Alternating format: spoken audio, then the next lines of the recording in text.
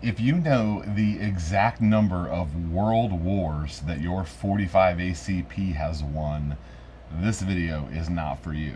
If you think your 270 is better than any new thing on the market, if you've ever used stopping power in an argument, and if you have an NRA sticker on the back of your vehicle, this video is not for you. We really need to be talking about this DNT Hydra.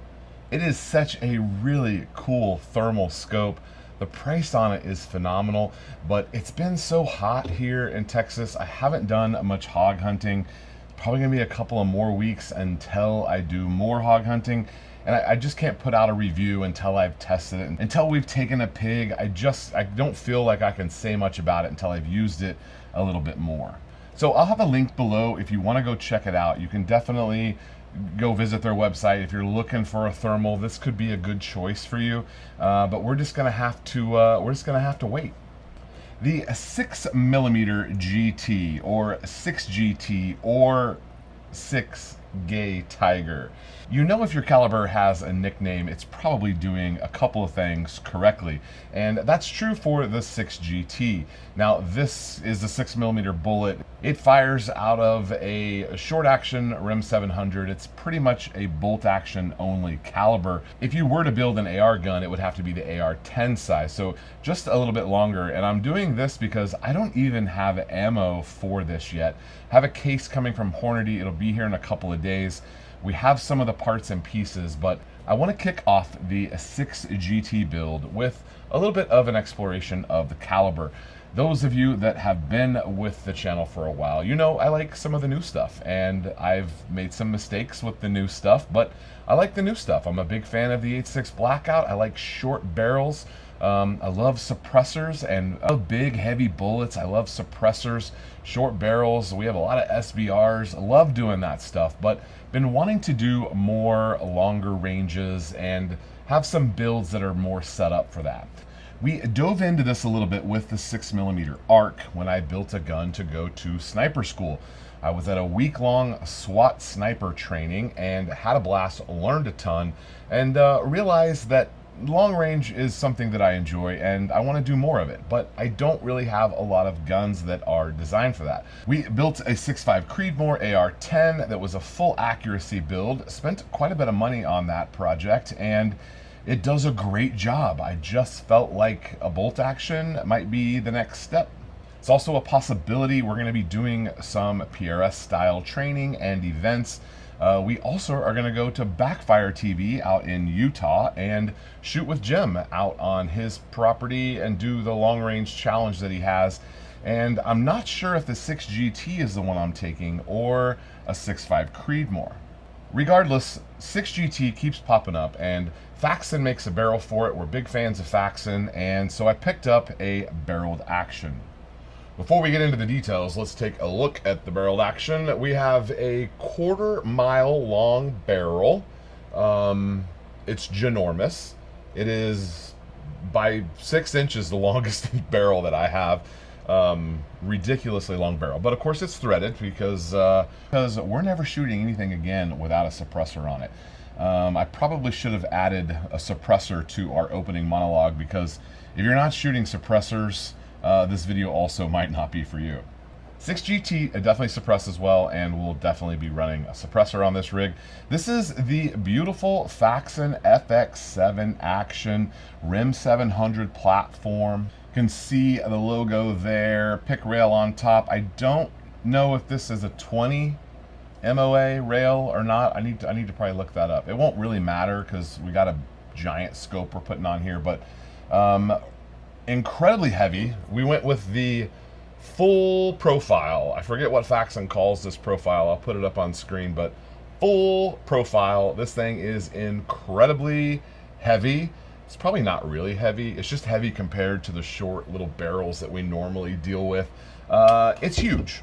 Coming to us from the precision shooting world, the 6mm bullet seems to be a settled on sweet spot for a lot of guys who are doing a wildcat shooting, and that's what this was originally. It was a wildcat. Now you can buy ammo for it, and it's a semi-spec now. You can buy a barrel off the shelf and not have any of the woes that the traditional wildcat problems have, which we know all about those, but kind of designed from the get-go to be a precision shooting round at longer distances. And let's kind of talk about what longer distances are. Out on my property, I can shoot out to 600 pretty easily.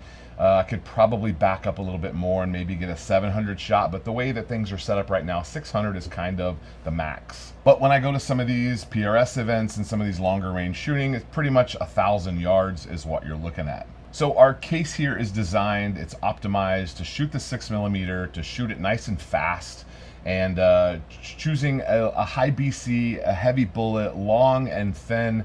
That pretty much gets us where we need to be on this.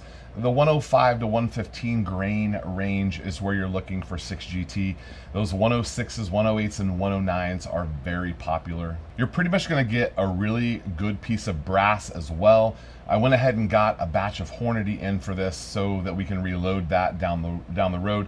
You are going to want to reload for this unless you want to just be limited to a couple of offerings from Hornady. The Hornady ELD match is pretty much the main thing that's on the market for 6GT right now. Some of the smaller boutique ammo manufacturers, were really familiar with those guys because of all of the 8.6 and 338 ARC stuff that we do. Halworks, for example, a couple of the other ones, I believe Steinel, Callaway, some of those from time to time have offerings in 6GT. I don't see any on the website right now for any of those companies, but I feel like I've seen them there before. We're definitely venturing out here on our own and planning on using our Dillon reloading press, which definitely has some dust on it right now. Probably going to be using Varget. It's very forgiving with the reloading. A lot of guys are using it, you know, in the competitions, and then a lot of us guys that are just plinkers, wanting something a little bit more accurate. Obviously, I want to be as accurate as I can, and so this is a great way to do that for a long-range plinker. Now, I don't want to scare you away if you can't buy ammo for it. Ammo is available. I found it on 5 or 6 websites. I'll have those listed in the build list for this down below. You can see all the parts and components there, all the reasons that we chose stuff and how much they cost and where to find them and all that good stuff. When you're looking for accuracy and you're looking for long range, all of those things kind of equal being more expensive. The good part about that, though, is that it also means we're dealing with higher quality components. These are high quality bullets, the ELDMs in the case that we're going to be shooting. There's other options that are really nice, very consistent. They're made for competitive shooters and they know what those guys are looking for, and we can kind of take advantage of that, being non-competitive shooters that enjoy accuracy at long ranges as well. You're gonna have good quality brass. These barrels are virtually custom barrels. They're gonna be good barrels, but because some of these components are less than ordinary, you're gonna end up with a little harder time finding stuff, especially if you're coming from the AR-15 world and you're gonna build. Building a bolt action rifle, especially when you get a barreled action, is so fun and so easy. But again, we're looking at reloading for that optimized load. It's pretty much going to be a reload, hand load situation. And also, that for that matter, it's not necessarily a hunting caliber. There's no reason why you can't hunt with it. It's just not probably your first option, especially if we're dealing with match hybrid bullets that are more designed to fly through the air than they are to actually hit something. So probably first on your list, like it was for mine, what does this compare to ballistically? I mostly pulled data for 500 yards and 1,000 yards. And the 6GT shooting a 109, 2950 feet per second, you're looking at 29 inches of drop, 7.8 inches of wind drift. And that's at a 10-mile-an-hour wind. So this is commonly compared to a 6 Creedmoor, also a 6 Dasher, a 243, and the 6.5 Creedmoor. So let's include all of those here. 6 Creedmoor, you're looking at 3,000 feet per second, 28 inches of drop, and 7.6 inches of wind drift. The 6.5 Creedmoor shooting 140 grain ELD, heavier but slower, 2,700 feet per second. It drops 31 inches and has 8.2 inches of wind drift. The 243, the thing that this is most commonly compared to, and realistically, it's not way better than a 243. 243 is just fine, but most people aren't shooting long range with a 243. They kind of have that set up for a deer hunt. So the 243, I'm shooting a 105 burger right in that range, 3,000 feet per second, 28 inches of drop, and 7.9 inches of wind drift. And the 6 Dasher, which is kind of, the 6 GT kind of replaced the Dasher a little bit. A lot of guys still running Dasher though, absolutely nothing wrong with it. Shooting a 105 at 2,900 feet per second, we have 30 inches of drop and 8.1 wind drift. Now all of that was at 500 yards. And so the 6 GT does drop less than a Dasher, less than a Creedmoor, but it drops more than the 243 and the 6mm Creedmoor. Now out at 1,000 yards, shooting the same loads here, 165 inches of drop for the 6 GT, and 6 Creedmoor is 162, 6.5 Creedmoor 175, about 10 inches more drop than the 6 GT, 243 Winchester 162 inches of drop, so less drop for a 243, got to give it credit there. And the 6 Dasher shooting that same 105 grain burger, 170 inches of drop. So as far as drop is concerned, the 6 GT is not better than the 243 or the 6mm Creedmoor, but it is better than the 6 Dasher and the 6.5 Creedmoor. So at the end of the day, why would you choose? Why do you need a 6 GT? Well, you probably don't. If you're a precision shooter or a serious plinker like myself, I am not a precision shooter. I am a serious plinker. And so I'm chasing small groups just like anyone else. And long range small groups, you probably need a specialized tool for that job. And that's kind of how I feel that this 6 GT fits in. Long range ballistics without going to a Magnum, that's one thing that we didn't touch on. The 6 GT is just the softest recoil. You can stay in your scope, you can see those vapor trails, you're not having to reset to try to see where your impact was. You'll be able to see it all the way because the guns just don't move very much, especially, you know, this isn't a lightweight gun, it's not a lightweight build at all. That big heavy barrel will be able to shoot a ton before it heats up, and that weight helps with the recoil as well. So if you've decided that what you have is not good enough, that's where you look for something else, and that's how we ended up here with a 6 GT. But if you're not a hand loader, you're probably not going to get the most out of this by shooting a white box Hornady, ELDM. Nothing wrong with that bullet, it's just standard, and we can go beyond standard and ordinary when we hand load. For me, this is what happens when I'm chasing something new and something better. We end up in a spot where we're kind of on the early curve of a couple of things.